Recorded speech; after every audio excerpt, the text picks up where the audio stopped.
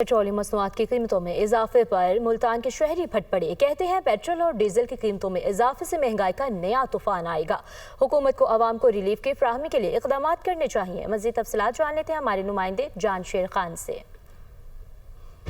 जी बिल्कुल, हुकूमत की जानिब से पेट्रोलियम मसनूआत की कीमतों में एक दफ़ा फिर इजाफा किया गया है। शहरी जो हैं वो काफ़ी नाराज़ लग रहे हैं, काफ़ी परेशान भी लग रहे हैं। 5 रुपये 36 पैसे जो पेट्रोल की कीमत है उसमें इजाफा किया गया है और इस वक्त पेट्रोल पंप्स के ऊपर 273 रुपये फ़ी लीटर के हिसाब से पेट्रोल फ़रोख्त किया जा रहा है, शहरियों को दिया जा रहा है। जबकि डीजल जो है वो 11 रुपये 37 पैसे बढ़ा दिया गया है, जिसके बाद नई कीमत 285 रुपये 30 पैसे इन पेट्रोल पंप्स के ऊपर तमाम शहरियों को उनकी फ़रोख्त जारी है। ऑब्वियसली शहरी जो हैं वो बहुत ज़्यादा परेशान हैं। गोश्त, चिकन, खाने पीने की चीज़ें, तमाम अशिया जो हैं उनका फ़र्क पड़ेगा ज़ाहिरी तौर पर पेट्रोल की कीमत बढ़ने से।